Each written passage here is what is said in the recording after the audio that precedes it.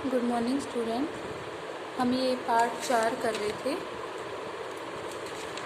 माँ कह एक कहानी। तो हम आज इसकी दीर्घ प्रश्न उत्तर और जो बाकी की एक्सरसाइज बच गई है वो करेंगे।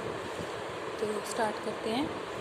पहला प्रश्न है, क्या करुणा भरी कहानी से कवि का क्या तात्पर्य है। तो मैंने हमेशा की तरह अपने रजिस्टर पर लिख रखे हैं ये आंसर, आप नंबरिंग चेक करते रहना। देखो, क्या करुणा भरी कहानी से कवि का तात्पर्य हंस की दुख भरी कहानी से है, क्योंकि इसमें हंस को दिखाया गया है ना कि हंस के तीर लग जाता है जिससे वह घायल हो जाता है। तो करुणा का मतलब होता है जिससे थोड़ा पिटी सिंपथी जो होता है दूसरों के लिए हम करते हैं वो।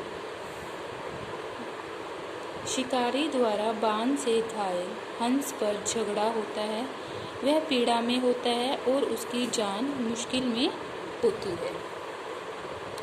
ये था क्या प्रश्न का उत्तर। आगे देखो, राहुल के पिता और आखेटक के बीच किस बात पर विवाद हुआ। देखो, ख का उत्तर है ये, राहुल के पिता और शिकारी के बीच इस बात पर विवाद हो रहा था कि यह घायल हंस किसका है।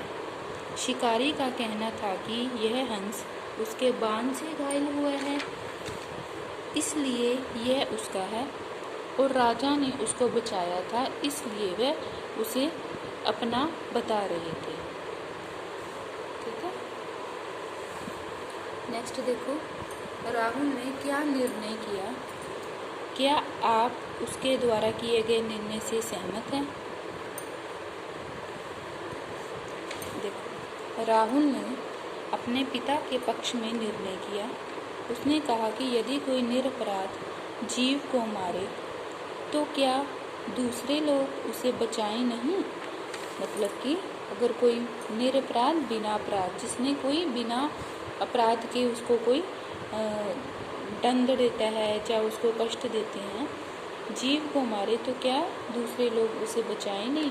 मारने वाले से बचाने वाला बड़ा होता है। हम राहुल के इस निर्णय से सहमत हैं। ठीक है, आगे देखो, मारने वाले से बचाने वाला बड़ा क्यों होता है। मारना आसान होता है। इंसान किसी भी जीव को मार तो सकता है लेकिन उसे जीवित नहीं कर सकता। जान बचाना एक पुण्य का काम है। जान बचाने वाला भगवान का रूप होता है, इसलिए वह मारने वाले से बड़ा होता है, क्योंकि भगवान ही होते हैं जो दूसरों को जीवन दान देते हैं। नेक्स्ट देखो, भाव स्पष्ट कीजिए। पहला है, लक्ष्य सिद्धि का माने कोमल कठिन कहानी। तो इसका क्या आएगा भाव। शिकारी अपने लक्ष्य को साधने में माहिर था। उसे पता था कि हंस अवश्य घायल हुआ होगा, इसलिए उसने अपने लक्ष्य को साधकर हंस का पता लगाया और दोनों में विवाद हुआ। दूसरा, हुआ विवाद सदैव निर्दय में। सदैव किसको बोलते हैं, दयावान को, और निर्दय किसको बोलते हैं, दया से रहित। निर्दय, इसमें दया नहीं होती। राजा दयावान थे और शिकारी निर्दयी था। हंस को प्राप्त करने के लिए दोनों में झगड़ा होने लगा था। तो ये थे बेटा आपके दीर्घ प्रश्न उत्तर। ठीक है, और अब हम इसकी करेंगे जो एक्सरसाइज बच गई है। देखो, शब्द भंडार है ये। नीचे लिखे शब्दों से नए शब्द बनाए। जैसे जय है, कोई ऐसे हमें और 3 शब्द बनाने हैं जिसमें जय शब्द आता हो, मतलब जय शब्द से जुड़े शब्द नए बनाने हैं। देखो, पराजय आ गया ना लास्ट में, जय।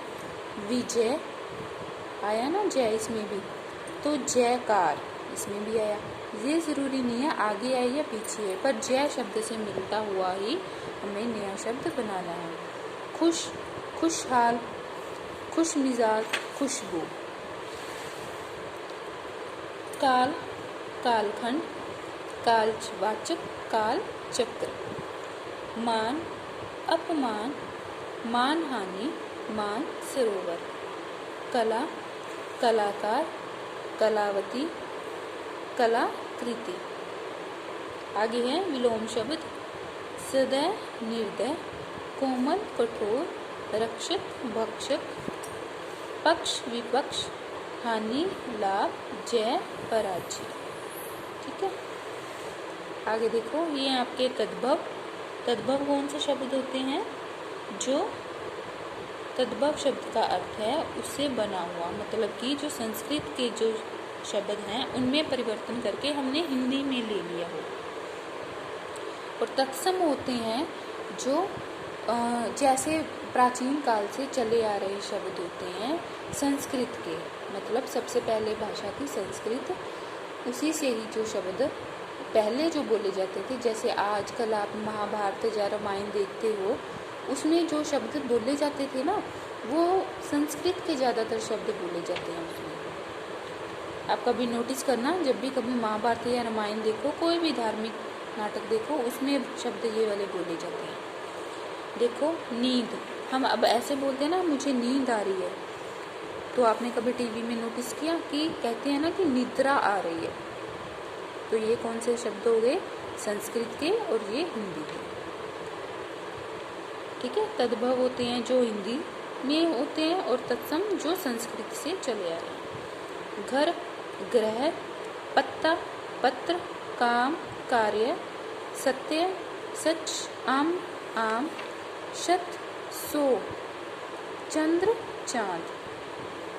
आगे तत्सम शब्द पर हमें टिक लगाना है, रात, रात्रि। ठीक है, सूरज को बोलते हैं तत्सम में सूर्य, आँख को अक्षी, मोर, मयूर। ठीक है, आगे ये पंक्तियाँ दी गई हैं, ये कविता की पंक्तियाँ हैं, हमें इसमें गद्य में लिखना है, मतलब सिंपल लैंग्वेज में लिखना है, जैसे हम बोलते हैं। लहराता था सागर में जल, सागर में जल लहरा रहा था। ये कविता ऐसे लिखते हैं ना, खिले हुए थे फूल चहुं ओर, चारों ओर फूल खिले हुए थे, थी करुणा हृदय में अपार, हृदय में अपार करुणा थी। ठीक है, तो ये हमारा चैप्टर कंप्लीट हो गया। इसके बाद हम नेक्स्ट चैप्टर करेंगे। Okay, thank you.